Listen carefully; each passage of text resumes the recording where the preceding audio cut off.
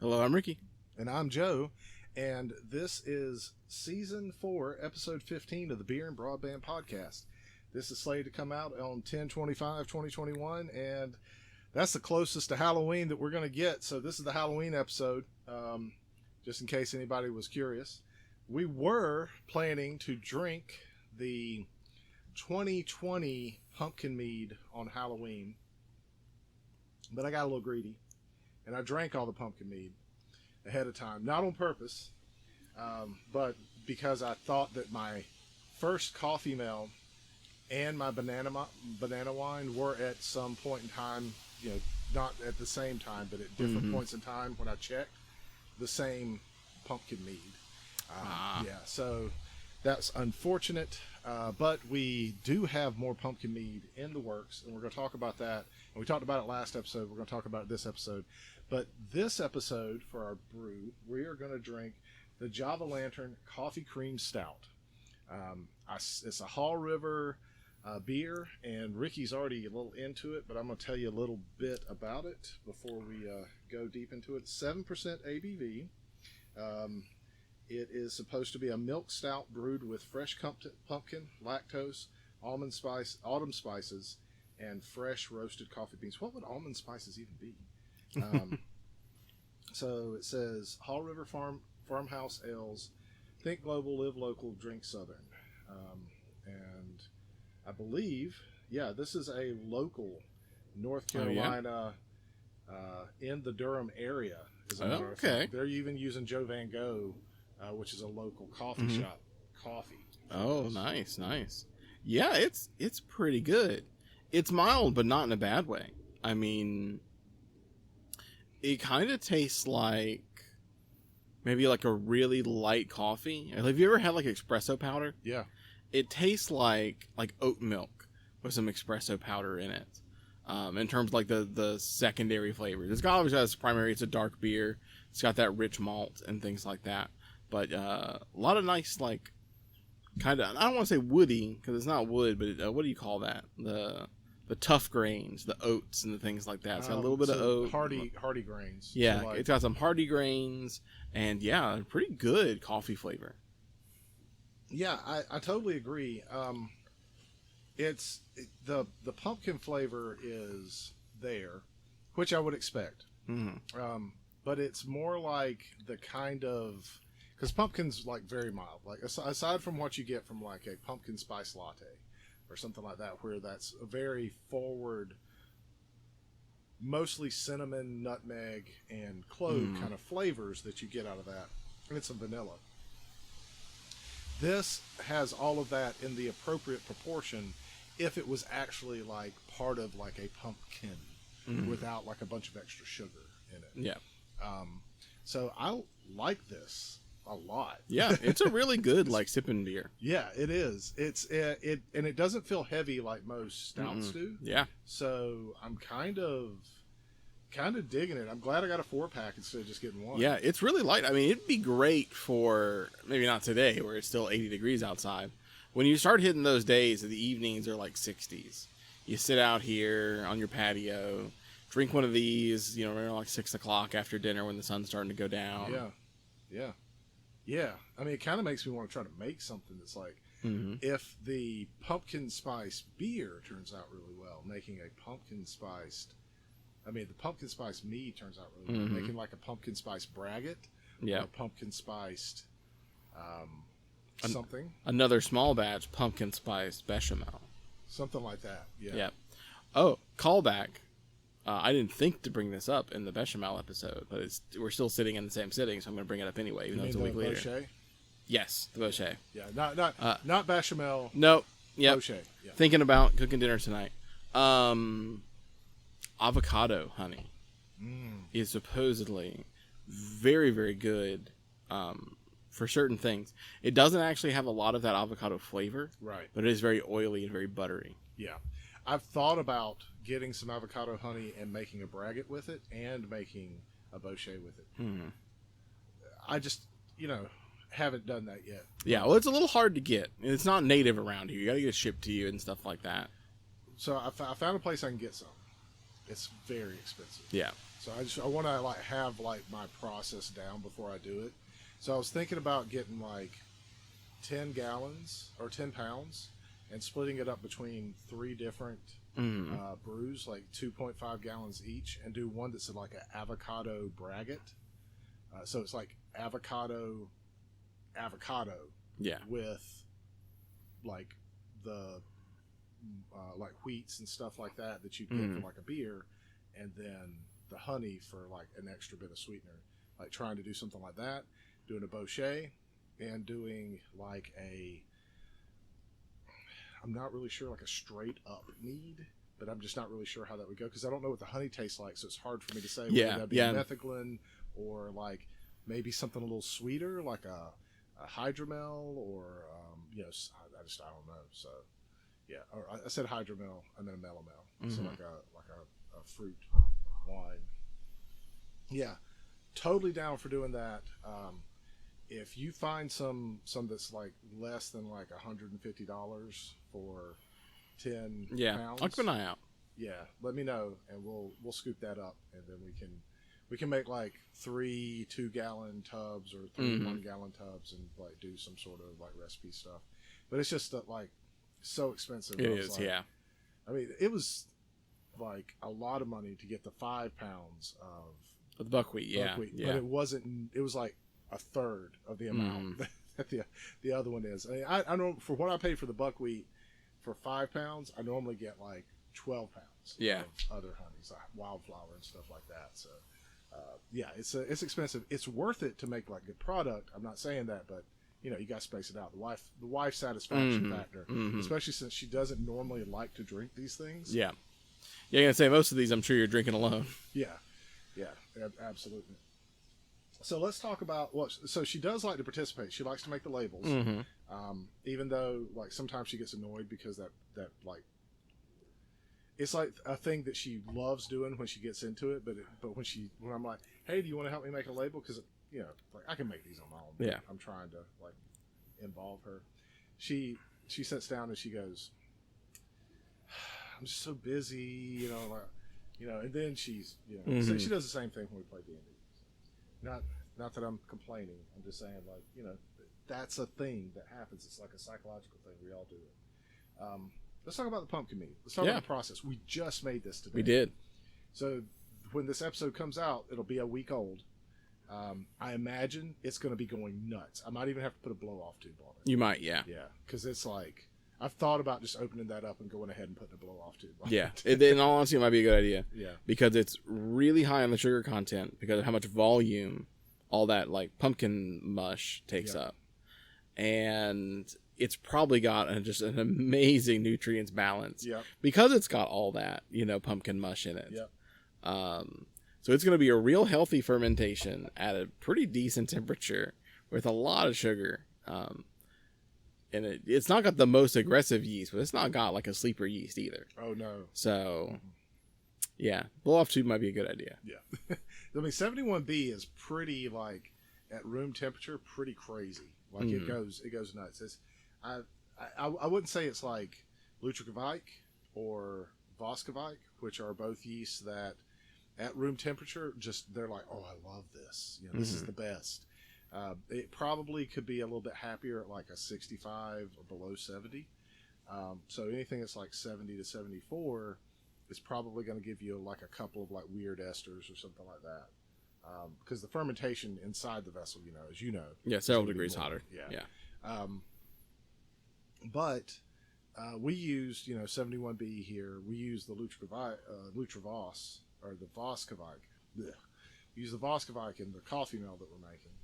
Both of them, though, are like really high in the ABV factor. They're like one's gonna be like 12. That's gonna be the coffee mill, I think, and the other one's gonna be like 15 if it comes out the way that it is right now. Which it depends on how it tastes. I don't know if I'd rather have like less pumpkin mead and more taste, or less. I don't know yet. So we're gonna see how that turns out. But all in all, it should end up being a fairly crazy fermentation, I'm expecting. So putting it together wasn't that bad, though. Last year I did a thing where I roasted. You didn't get to be part of this, but it was like an all day thing. Yeah, you told me about it. Gallon. Yeah, right. Yeah, roasted the pumpkins. We did all the mashing it up and putting it in the thing. I could have probably used a blender. That was a lot of process. This was much easier. It took like 30 minutes at the most to do. Yeah.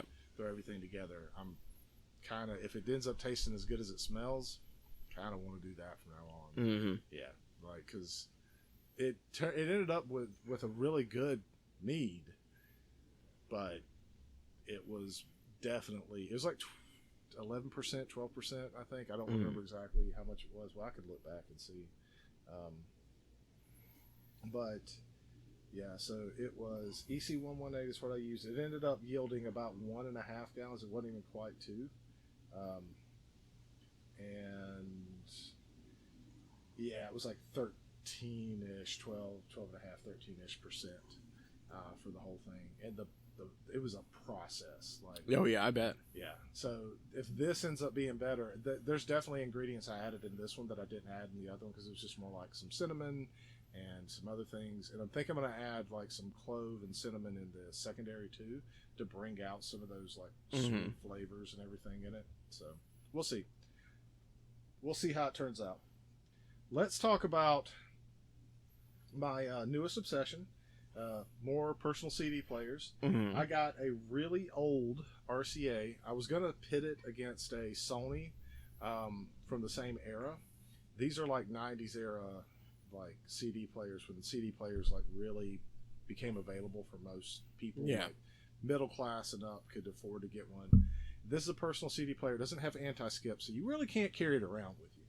But like if you had an office and you wanted to sit it down, you could totally do that. And it is supposed to be one of the better RCAs. I don't know because I didn't have, like I've already said, this is from my childhood, and I lusted after these things, but I didn't have any. So it is the RP7901A. That is a mouthful. I mean, RCA. Couldn't you call it something a little bit more sexy, like the Beast? You know? Yeah, give it a name. Yeah. But okay, so RCA in the 90s was like now they're kind of not really considered to be like this great audiophile thing necessarily. They make some like good stuff, but in the 90s they actually had like a line of stuff went along with Magnavox, and some of these were sold in Japan. They're supposed to be like top of the line kind of stuff. Yeah. So what did you think? You got to listen to it. I'm not going to tell you what I thought yet.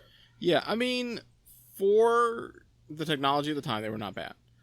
I'm sure they were good, really, from the quality of the time. Nowadays, not quite so much. The bass was very present in them, which was nice, especially switching between all of them. I turned the bass boost on, I think, because I flipped one of the switches on the back. So that's okay.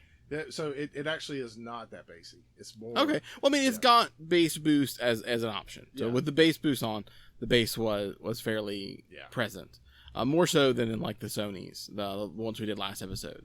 But none of the quality was as clear. It had very present whine, and you know that's kind of what that was. And even though it was like out here on the deck with us, not moving, still skipped once on me. Yeah. You know. Personal CD players at that point in time were, you know, they were just coming out. It was still new stuff. Most, like, higher level CD players were, like, these much bigger beasts that kind of sat in your house almost like a record player did.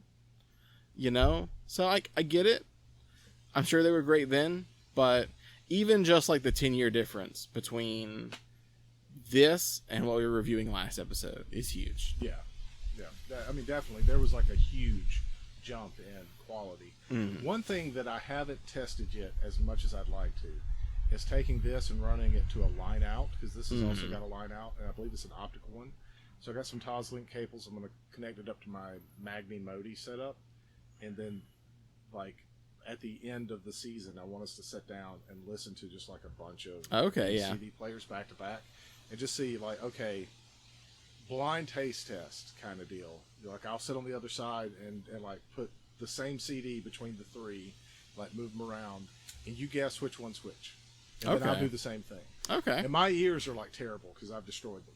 So it'll be interesting to see what I hear versus what you hear. A young man with healthy ears. I'll try to give my ears the best. We'll shot. see. I played in orchestras and symphonies for a long time. I know I've got some certain ranges I can't hear that well anymore, just from being in the band. But yeah, that does sound like it'll be a lot of fun. Yeah, we'll do to CD players what we did to wine. I also kind of want to do that with MP3 players. I got a bunch of different. It would be an iPod roundup because I don't know, like MP3 players. Like I've looked at some of the old MP3 players, and I haven't quite jumped on the thing. I might get a Zune. If I get a Zune, then I would throw that in the bunch. Yeah, we had a Zune for a while. It was very nice. Yeah, but I mean, I'm like all about the iPod. Yeah, Well, that's one thing you got to give Apple. The iPods really were very good.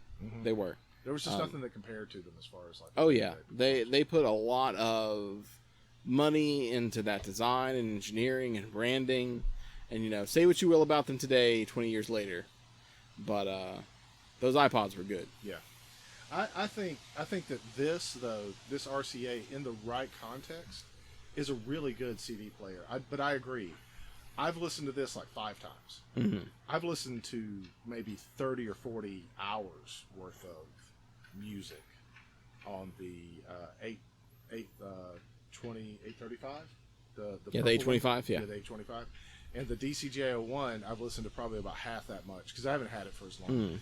But I generally listen to an album on this and an album on that because it's so fascinating to hear the difference between the two. And I really don't hear the whine on the DCJ01. So it might be that I'm not as sensitive to that, or my ears have like lost that tune, that kind of ability to hear that, which is possible. I mean, I'm an old man now, but I think that for the time period and the fact that it's held up for like 30, the fact that years, that thing's 30. Yeah, you're 30 years old. It's sitting in your house and still playing. Yeah, it plays just fine.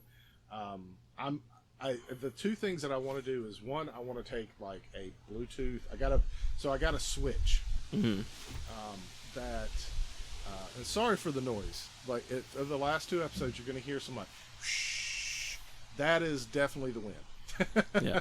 So since we did this outside today, but I want to take that switch and like set it up with the same exact copy of a CD, like get a bit perfect copy and just like play it on each one, and then get like an MP3 disc and an 8-track disc and play it on one of the, because I've got a couple of these MP3 players, like CD players, and just see like what's the difference, and like have it all through the Shit Magni Modi set with the out, line switch. Sorry about bumping the mic, but so that, I think that'd be fun. It'd definitely be like a fun thing, and then you get to turn the tables on me and do the same thing to me and like watch me through it. So let's talk about the DEVCOR cert. We have gone through the training pretty much at this point. So that, if for anybody that doesn't know, you mean the DEVCOR? Yeah, I was thinking Encore for some reason. That's its own beast. Yeah, we're not doing that. Yeah, I will someday, but not right now.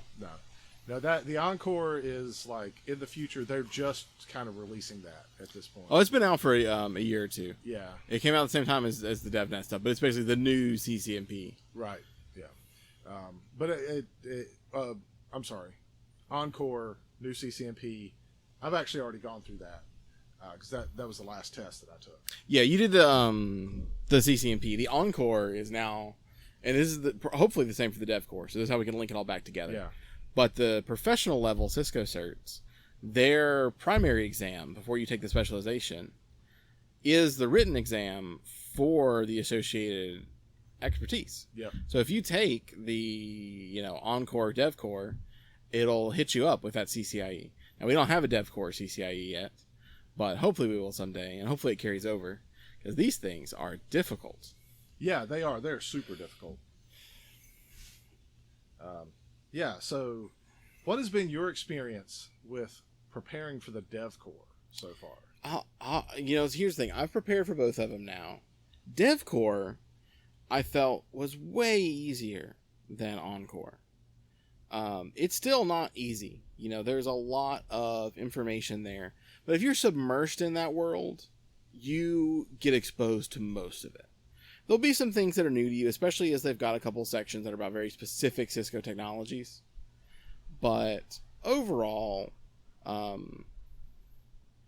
if you work in network automation or you work in development somewhere in that IT space, you're at least passingly familiar with everything. And the DEVCOR is really going in there and getting you those nitty-gritty details. Yeah, I agree with that. I think the training, though, where I felt like I have some problems with all of the trainings we've been through for every single one of these because there's some things that I don't love about them. But I think that the training for the DevNet was really much better in a lot of ways than the DEVCOR. And the reason I say that is the DEVCOR is trying to, instead of just taking you out and saying, how much do you know factually about this thing? They're trying to make it more, how much do you think in a particular way that we want you to think about esoteric problems that we're giving you? It's much more conceptual. Concepts. Yeah. I think that's the part that hits it. And this is really the core of any problem with any programming certification. If you're not just giving someone an interpreter and asking them to make a certain output, then you are judging the method of which they do something. Right. Which, that's really hard to judge. Especially as you're now in like this world where the networking stuff is there too, and you start presenting people problems of like, well, what could this be? Yep. And there's a factual, like, this is the thing I guess that's most likely is hard. Now, we haven't taken the test yet, but I'm ramping up to do that in the next week or two. I'm worried the exam is going to be very much like that. Yep. And like, here are 4 things it could be, but which should you check first?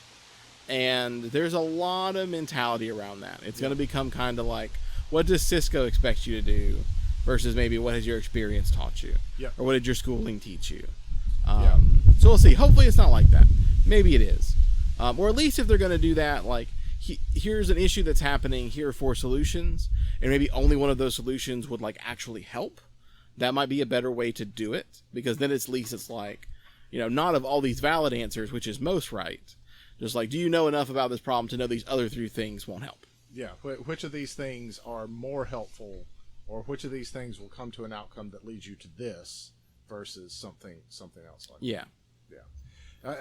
And we're going to continue to talk about this topic because network engineer is now also a developer. Like, you just can't get away from it. If you think you can become a network engineer and like get to a high level and not be a developer, that's just not the way it is right now. Maybe later in life, in 10 years, that'll be different, but you have to be a developer at some level to be able to be a network engineer. You're like a net DevOps, net ops developer, developer.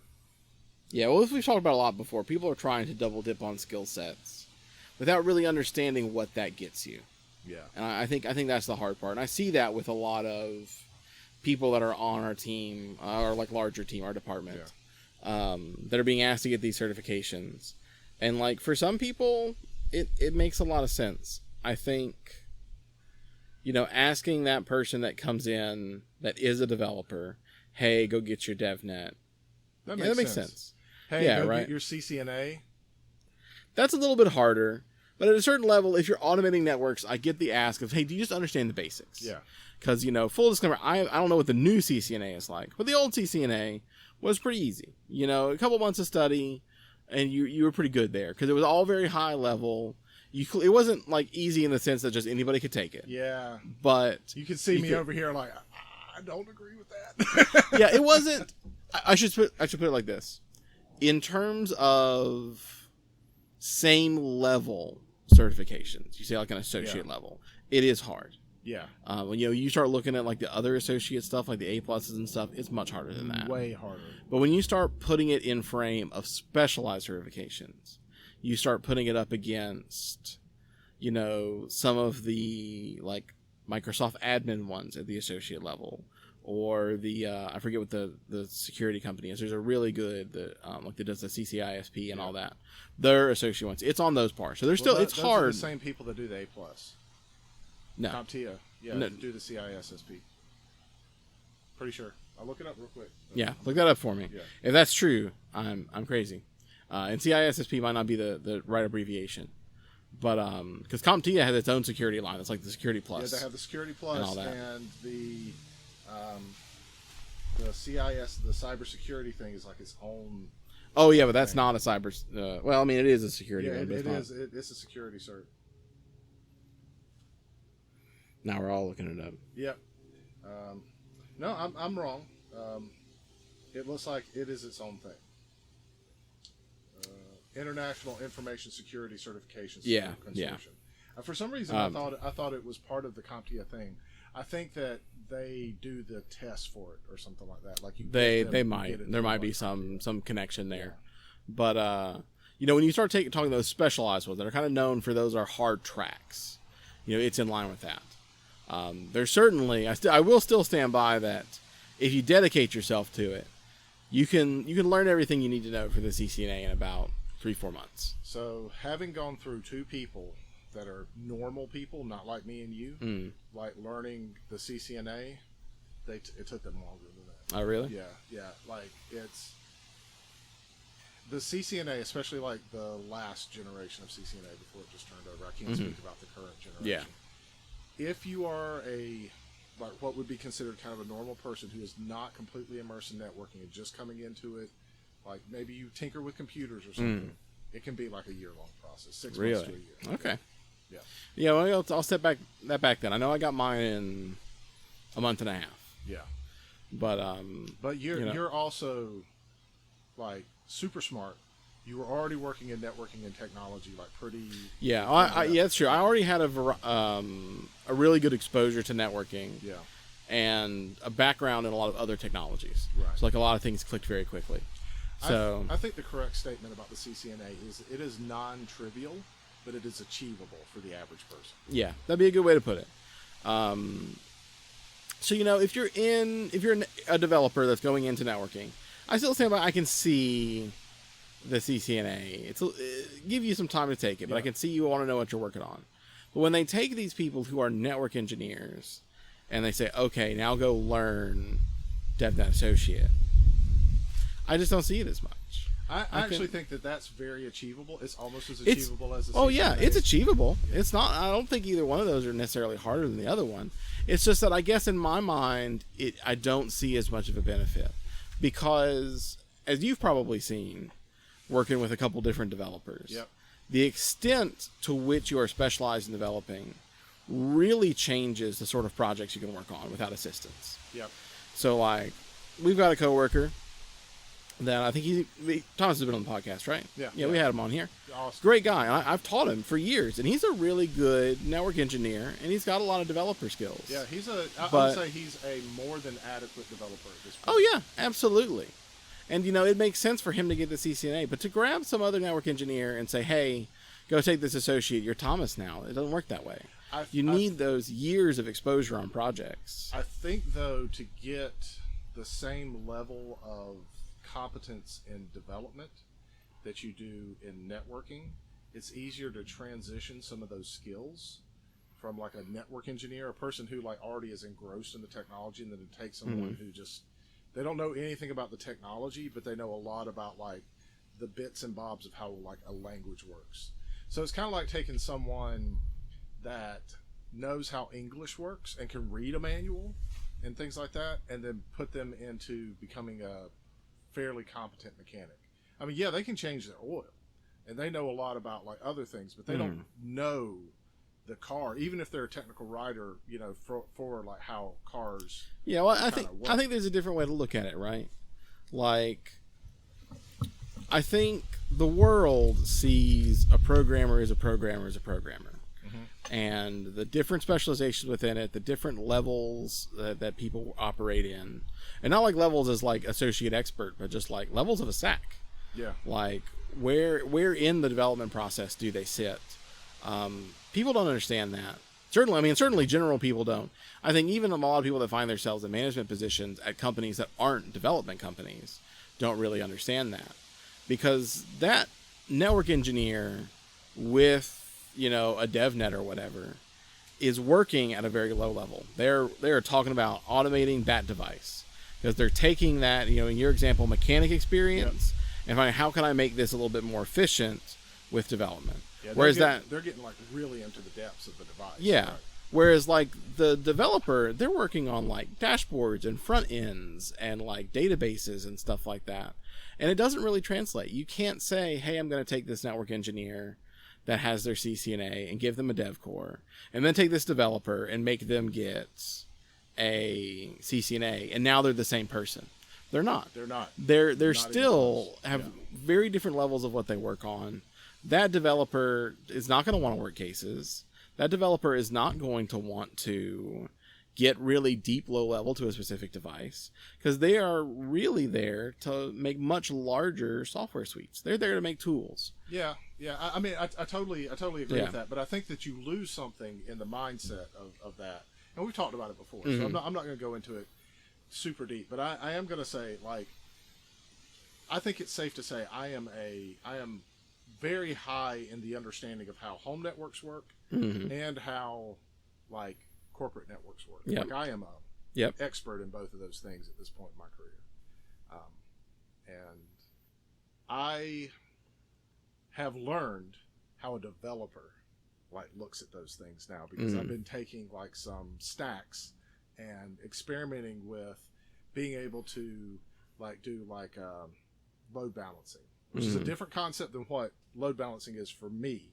Yeah. This uses the same term, or proxy, or like a reverse proxy or something like that, which reverse proxy is the closest meaning between the two terms.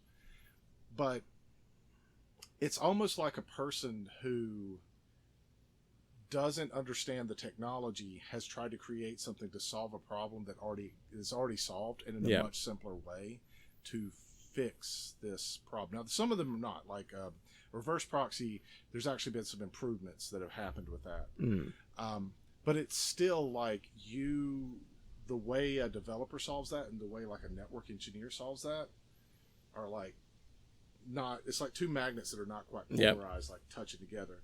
And network engineers are expected to like kind of forget that they know all these like really cool, great ways to be able to solve these problems and make things work like awesome. And just kind of go down the developer route, because that's the thing that they've been taught. And the network engineers kind of looks at that and goes, oh, that's kind of stupid. I mean, like I can just type one line of code or one line of configuration. Yeah. And that works. And it just works. Yep. You know, we have DMVPN. I can just like do this, and suddenly I have a whole network behind a private IP, and I'm not exposing anything I don't need to. But developers don't. They're like, oh, but that's complicated. But it's not.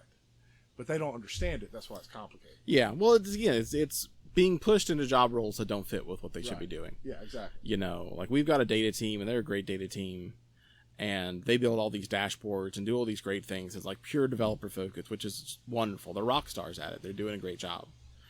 But to take those people and say, oh, but hey, why don't you get a CCNA, and now you're Ricky, or now you're Thomas, that it's not going to work that way. Now you're Joe. You know, Joe, you're certified to a higher level, but still, like there is some expectation that like, you know the network now. Yeah. You know. I still remember when they kept saying all the developers were going to start doing cases, and that never came anywhere. I know several developers who still refuse to touch a case because it doesn't make sense to them, or be on call, or do any of that stuff. Well, in all honesty, for like what they've spent their whole life preparing for, it doesn't make sense. They're trying to, just like they're taking network engineers and they're trying to force them into the developer role. They're taking developers, trying to force them into network engineers. And you're going to get resistance on both fronts, because those careers are specialized and separate. But I also think that there's a little bit less of a resistance from a network engineer standpoint than there is from a developer standpoint. Oh yeah, absolutely. Because here's the thing, to be a network engineer and have enough development skills to enhance your current specialization with network engineering, that's a much lower bar than I'm a developer and I need to learn enough networking to be a competent network engineer. Yep. That is exactly it. And I've been saying that for a while, right? And I know that we've disagreed on that kind of point at some points in time. But well, it's to the end, right? Like Thomas, love Thomas. He's not going to build some, Oracle stacked database tool with a nice shiny front end that does all this stuff. He's not going to do that. No. He doesn't have any of those skills. That's what developers should be doing. But when they take the developer and say, hey, you're going to do cases, they're expecting them to have as much network knowledge as me or Thomas or you. Yep. And Well, that's what beats them up. So, but I think that Thomas could be at that same sort of level if he continues to grow both skill sets in like 5 or 6 years. Yeah. It takes him less time, to get there. But yeah, it's a thing. Yeah, we've talked about this a lot. Mm-hmm. Anyways, from the DEVCOR perspective, though, I'm worried about the DEVCOR circuit. Where I would say anybody that wants to get the DevNet should totally go and get it. It is achievable. It's not trivial. It is hard. You have to learn some things, but you will learn so much. The DEVCOR, you will learn a lot. I'm not sure how I'm worried about the test. We'll have to see what that exam looks like. Yeah, I can't say that you should go get that. So we'll be repeating this conversation at some point in time about that. But I think we're at the end of the episode at this point. So we're at about 10 minutes over what I was trying to go for the episode. That's all right. Anyways, thanks so much for listening. This has been Season 4, Episode 15 of the Beer and Broadband Podcast. We do have a Patreon and a Twitter. We would love, absolute Halloween scary sounds, love you to come and be part of that community so that we understand what's going on there. But now it's time for D&D, and so we got to shut this down. So thanks so much, and we'll talk to you later.